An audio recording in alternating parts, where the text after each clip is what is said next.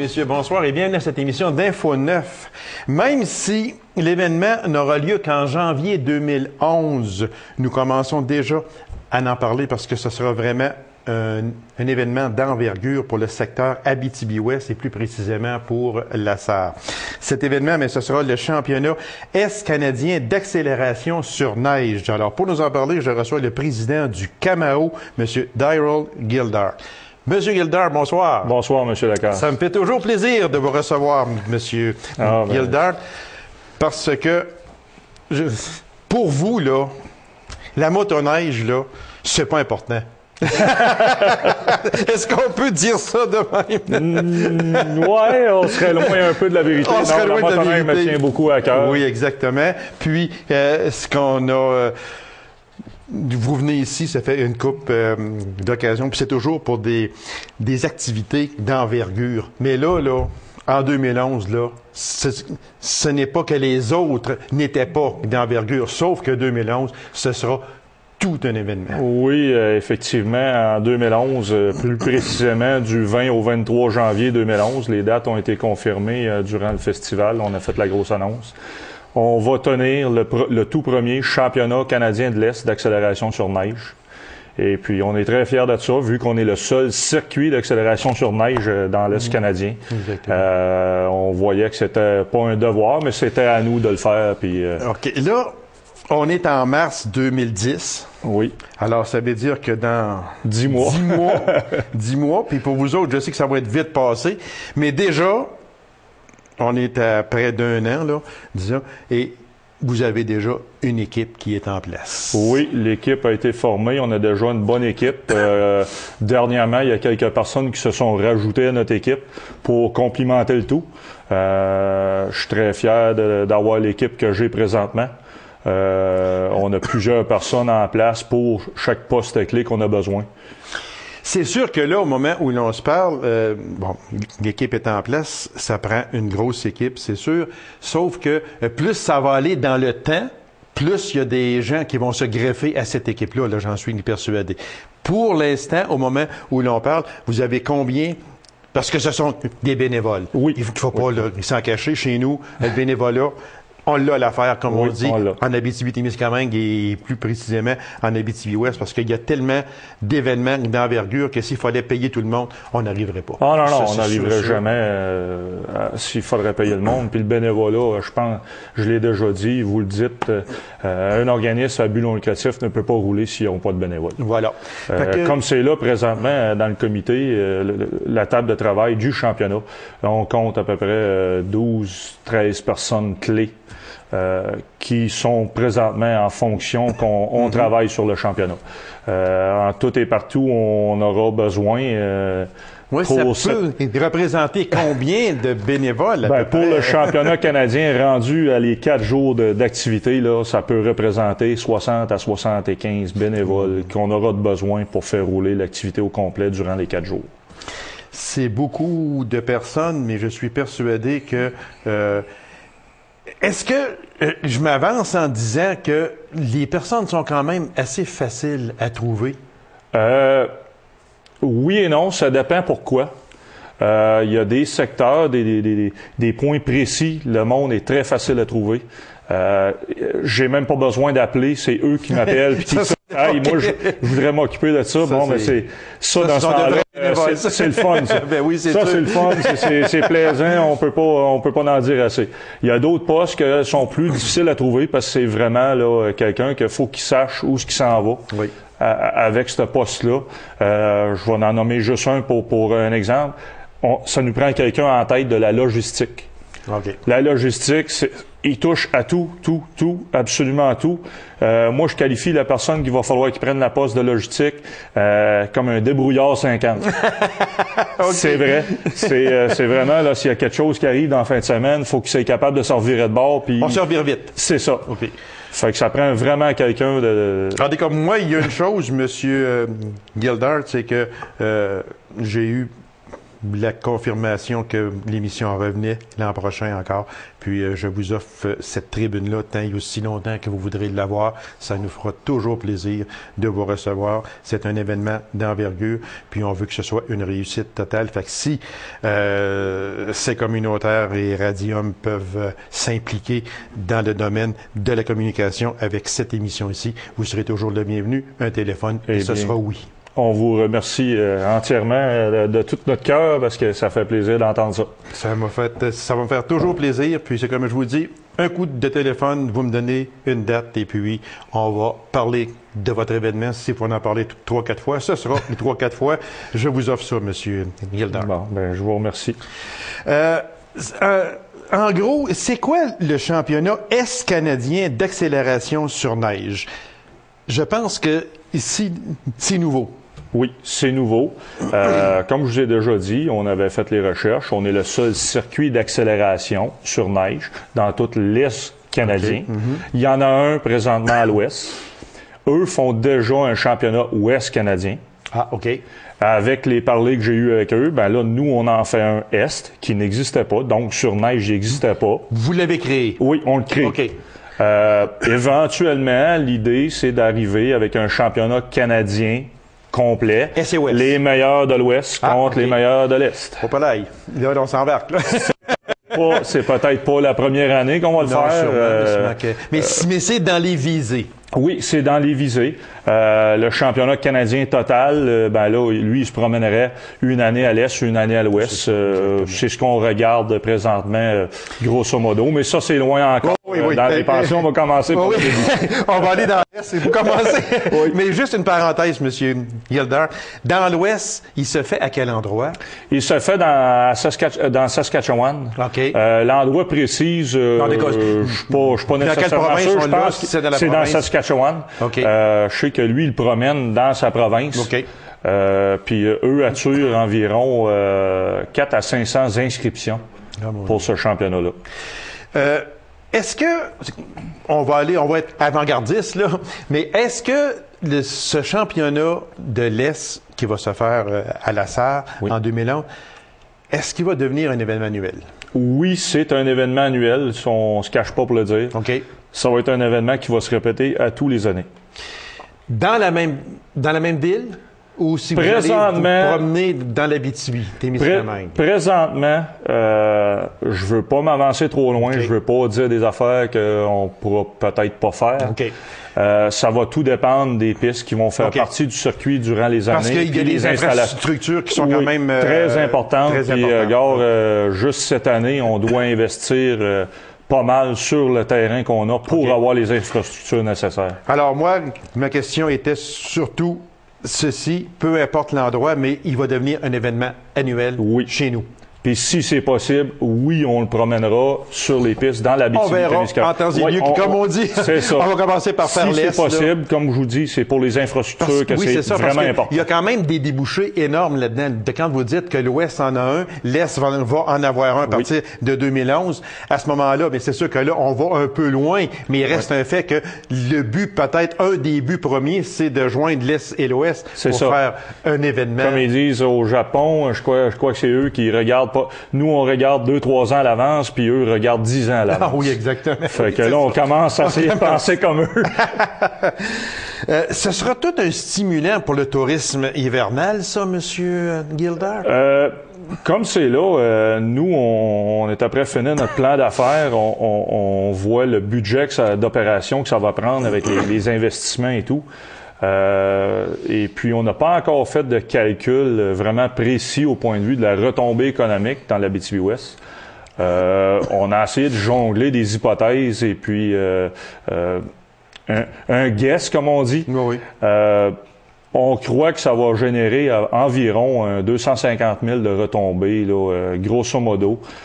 C'est ce qu'on regarde vite fait. On n'a pas encore fait d'études là-dessus. On est en démarche d'avoir une étude de fait pour voir qu'est-ce que ça va donner. Okay. Mais vite fait, avec les calculs qu'on a, avec des bonnes sources d'informations au point de vue qu'est-ce qu'une personne dépense, on croit que ça va aller chercher un minimum de 250 000 de retombées. C'est beaucoup, beaucoup. On peut s'attendre, parce qu'on parle toujours, là, on doit, parce que là, on est quand même à 10 mois de l'événement, mais on peut s'attendre à des compétiteurs venant de quels endroits? Ben, le titre le dit, championnat canadien de l'Est. C'est sûr qu'on va avoir des compétiteurs de, je pense, pas mal toutes les provinces de l'Est canadien. Donc, Ontario, Québec, Nouvelle-Écosse, Nouveau-Brunswick, l'île du Prince-Édouard, Terre-Neuve. Pour parler avec d'autres circuits sur glace ou sur gazon, avec le montant de bourse qu'on garantit, plus les inscriptions qu'on fait un 100% payback, qui appelle. OK. Ça veut dire que les inscriptions, vous avez X montant, vous les remettez? Oui, on les remet entièrement en bourse. C'est beau. Plus le 10 000 qu'on garantit de base. Avec ces montants-là, il nous est dit qu'on devrait avoir même du monde, peut-être des États-Unis qui vont venir courser. Donc, c'est un championnat canadien de l'Est, mais il y a des Américains qui vont tout probablement se rendre pour un événement de cette envergure-là. Ce sera toute une compétition, puis j'ai vraiment hâte, moi, que... Non, c'est vrai, parce que on en parle. C'est gros. Il faut pas s'en cacher. C'est très gros. C'est gros. Mais je sais que vous êtes un homme de défi. Ça, je le sais. Puis un défi comme ça vous fait pas peur? Ça me fait pas peur, non. Mais ça... Mais vous y pensez? J'y pense à tous les soirs. À tous les jours, à toutes les minutes, je pense à ça. C'est quelque chose que faut jamais... on peut jamais arrêter. On n'a jamais de repos avec un événement de même. Ah, OK. On parle, quelqu'un dit, c'est pas dur de prendre des vacances, mais c'est plus facilement dit que fait. Oui, exactement. C'est un événement qui va nécessiter beaucoup d'ouvrages, comme j'ai dit tout à l'heure, sur le terrain. Oui, si on parlait justement des infrastructures, oui. C'est quoi? Ben, en gros, là. Juste un exemple, ça va nous prendre une nouvelle bâtisse pour faire les inspections des machines. OK. Parce qu'il va y avoir, vu que présentement, je suis capable de le dire, on va être le seul circuit d'accélération de motoneige sur neige dans tout l'Est canadien, mais on va être le seul circuit professionnel à compter d'aujourd'hui. On a reçu notre sanction du ISR, le International Snowmobile Racing, donc ça, on fait partie de cette grosse. Oui, c'est très important. Pour faire un championnat de cette envergure-là, c'est très important parce qu'eux nous supportent techniquement. Donc, quand on fait les vérifications de motoneige, qu'on fait déjà, mais là, on va être encore en mesure de les faire encore plus en profondeur. Les bâtisses, une nouvelle bâtisse d'inspection, parce qu'il faut mettre une balance. Ah, OK. Les motoneiges, il faut qu'ils passent une balance. Chaque catégorie, il faut qu'ils respectent un poids. Puis ça, c'est qui va... Pas juger, mais c'est qui va inspecter ça? Ça prend des inspecteurs qualifiés. Oui. C'est pas M. Joe Blow qui va arriver et va dire, regarde, il est trop pesant, là. C'est pas ça, là. Hein? C'est nos inspecteurs qu'on a présentement. Oui. On a 2 techniciens qui font les inspections avec le directeur de course. Ce sont des personnes qualifiées. C'est du monde qualifié. Mais justement, avec notre sanction ISR, on peut envoyer ce monde-là gratuitement à des écoles techniques pour qu'ils apprennent à vérifier encore des affaires peut-être qu'on n'était pas au courant. Okay. Et puis, ils nous tiennent à jour au point de vue des inspections ou des modifications de machines possibles que les gars peuvent essayer de faire pour tricher ou essayer d'en passer. Ça veut dire qu'il y a des lois et des règlements stricts. Ah oui, c'est très strict. Puis le ISR émet un livre. Justement, avec notre sanction, cette année, je descends, ça devrait aller à l'entour de la 3e semaine d'avril.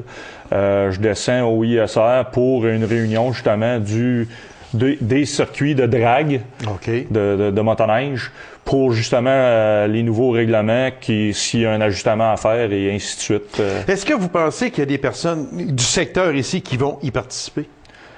J'ai toujours espérance. Dans notre communiqué de presse, je l'ai bien dit, j'espère qu'il y a beaucoup de monde, des compétiteurs présents du Camao, qui vont relever le défi de se présenter au championnat canadien et de remporter une classe ou de placer parmi les meilleurs.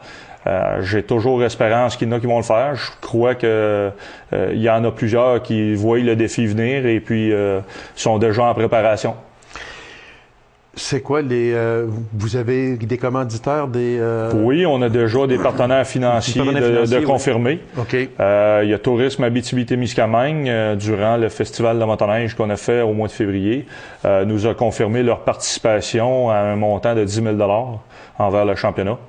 On a la SADC d'Abitibi-Ouest, Mme Gagnon, qui nous a confirmé une participation financière de 7 800 $. Mm-hmm.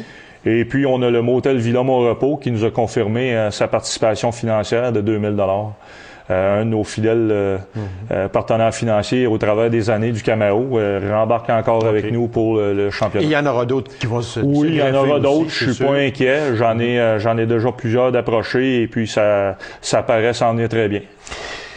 C'est quoi le chemin à suivre en ce sens que un championnat comme ça, dans l'Ouest, il y en a un qui existe, comme vous avez dit. Dans l'Est, c'est tout nouveau. Mais comment on décroche ça parce qu'il n'y en avait pas? Comment on sanctionne ça, si vous voulez? Comment on se lève pas le matin et dit, bon, ben regarde, on fait un championnat de l'Est qui c'est pas comme ça. Comment vous en êtes rendu là aujourd'hui? Ben, la première étape, si on voulait le faire, c'était de se faire sanctionner ISR. OK. Donc, ça, devenir le seul OK. circuit professionnel de l'Est. Que vous venez d'avoir, là. Qu'on vient d'avoir. OK.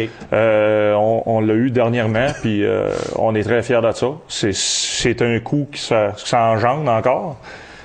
Mais ça, c'était la première étape. Okay. La deuxième étape, ben, c'est de former le comité et puis de continuer à travailler ce championnat, puis d'en parler partout dans tous les salons de motoneige et partout où on peut en parler, il faut le faire. D'ailleurs, sur notre site web au www.camao.ca, il y a déjà des informations sur le championnat. En ouvrant la page, la page couverture, oui, le championnat est là, on peut cliquer dessus puis commencer à aller voir les informations. Est-ce qu'il y a une possibilité que l'on voit ça à la télé? Il y a une possibilité. C'est pas confirmé encore. C'est encore une question de sous. Des choses à venir, ce soir. On a trouvé que peut-être pour la première année, on va se concentrer à couvrir le budget, le budget d'opération qu'on doit avoir pour le faire. Okay. Si on est en mesure après ça de le faire télévisé, on va le faire. Sinon, ça ira à la deuxième année. Il reste à peine une minute, M. Gilder. Vous attendez à combien d'inscriptions, là, à peu près? Comme c'est là, notre évaluation à nous était, on espérait à environ 350 inscriptions. Avec les pourparlers de d'autres circuits, glace, neige, gazon et puis aux États. Avec le montant de bourse, comme j'ai dit tantôt, qu'on donne avec le 100% payback, ils nous disent d'atteler nos trucs. On peut s'attendre à plus que ça. S'attendre à avoir plusieurs inscriptions. Bien, on vous le souhaite, même si c'est dans 10 mois d'ici, c'est du 20 au 23 janvier 2011. Alors, Monsieur Gilder, merci infiniment. Puis je suis persuadé qu'à partir de l'automne prochain, on va vous recevoir à nouveau, puis on va en reparler encore. Ben, merci beaucoup, M. Lacasse, et je vous remercie. Ça me fait bien plaisir, puis comme je vous disais, c'est ouvert, puis en aucun temps, vous m'appelez, on va vous faire une place. Merci. C'est moi qui vous remercie. Courte pause et on vous revient. Restez avec nous. On en avait parlé l'an passé et nous revenons avec cet organisme cette année encore parce que c'est un organisme qui est excessivement important dans la population. C'est la bouée d'espoir.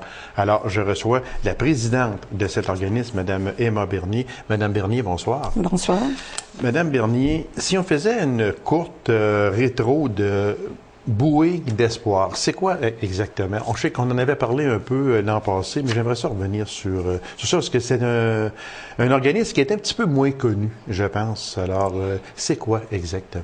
Bien, la bouée d'espoir, c'est un organisme, excusez, c'est un organisme qui vient en aide aux familles, amis, proches aidants d'une personne près de la maladie mentale. OK. Un proche. Mm-hmm. Oui. Puis, oui, allez-y.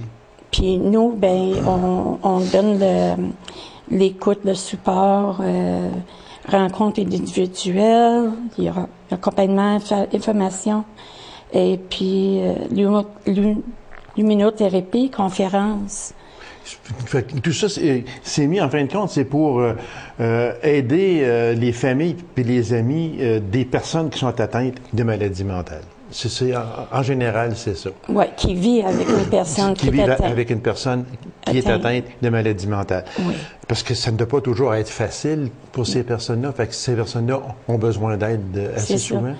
Nous, on fournit des outils, là, et puis on les aide à passer en travers. OK. Parce que c'est difficile de vivre ça comme toute seule, là, tu sais. Oui, exactement.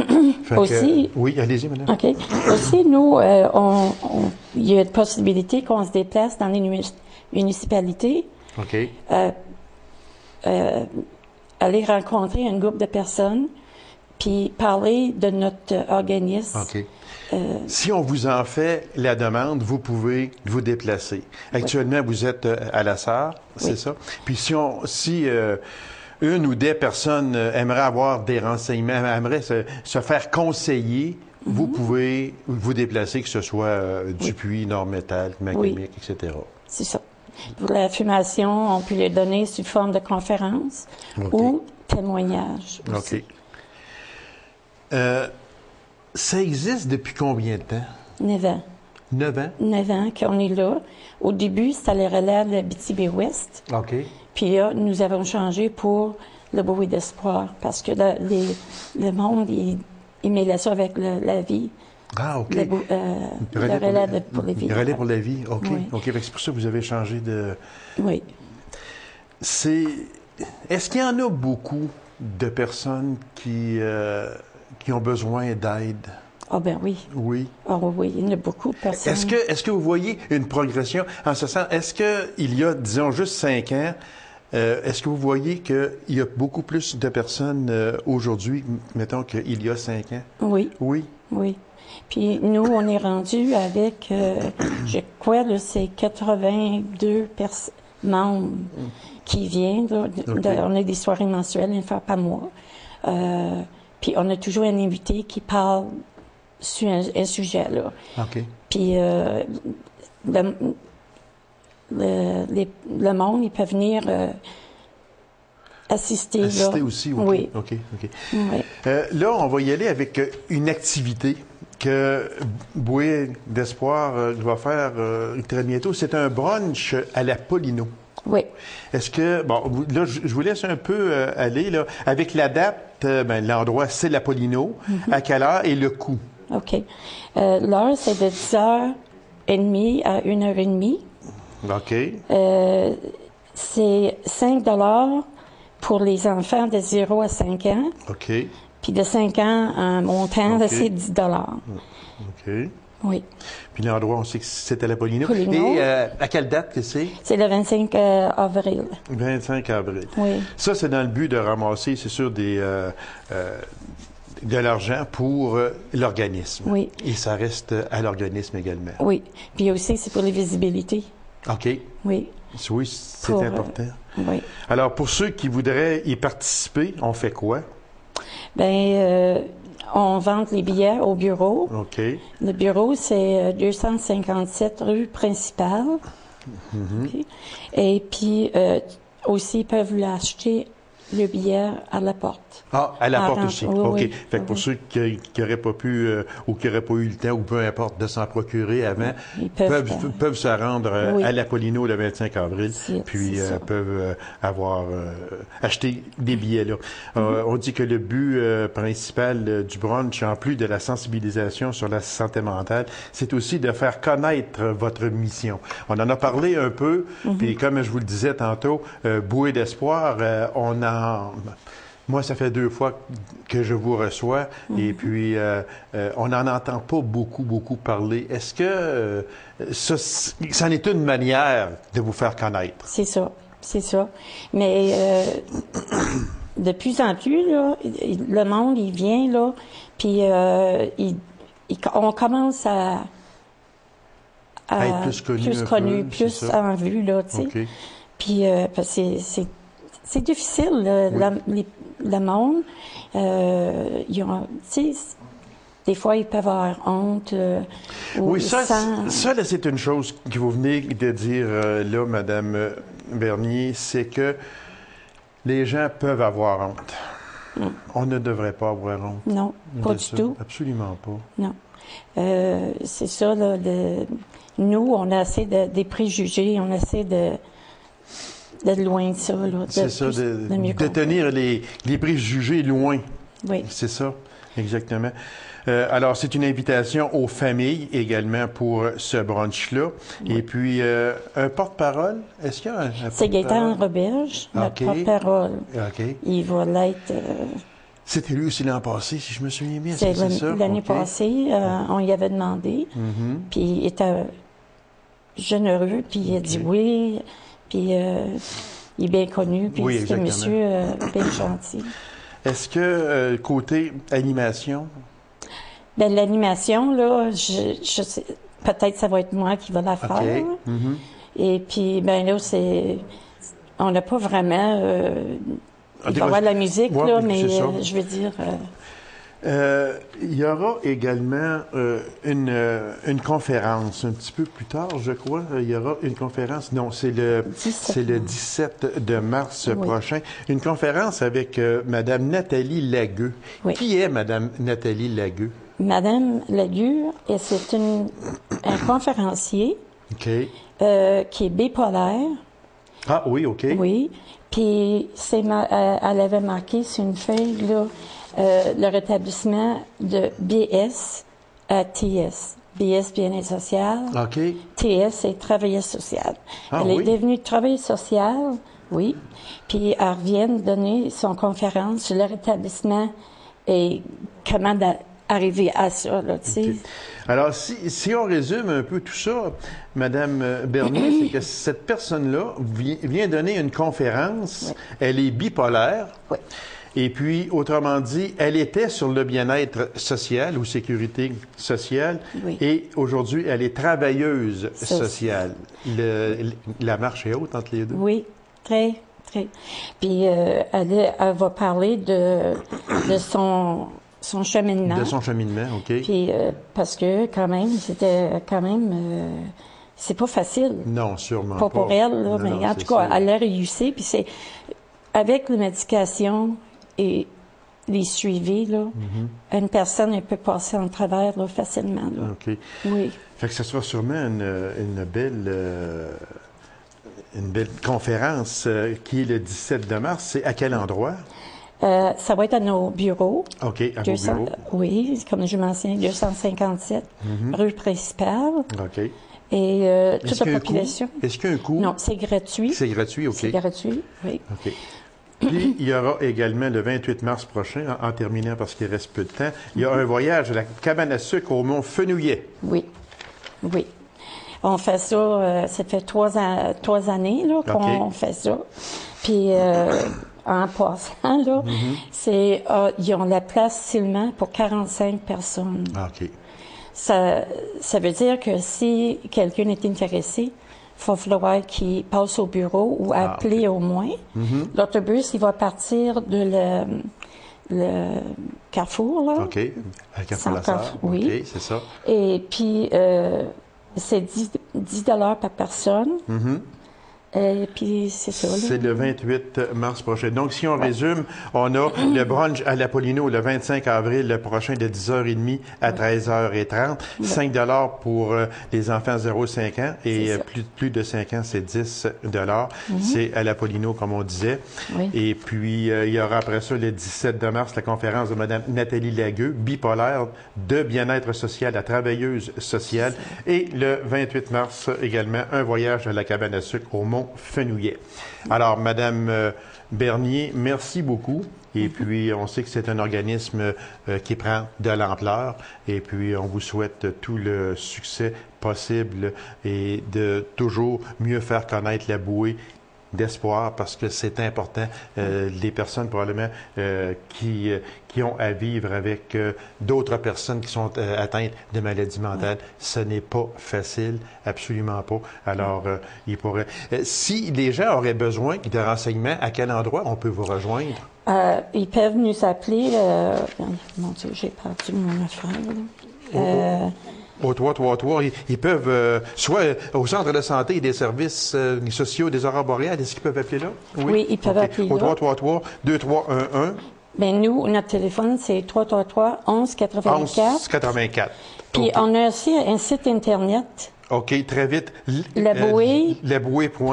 OSBL Québec.org. Québec.org. Merci beaucoup, madame, puis on vous souhaite tous les succès possibles. Bon, ben, merci, Paul. C'est moi qui vous remercie. Alors, mesdames et messieurs, merci d'avoir été là et on se donne rendez-vous à une prochaine émission d'Info 9. Au revoir.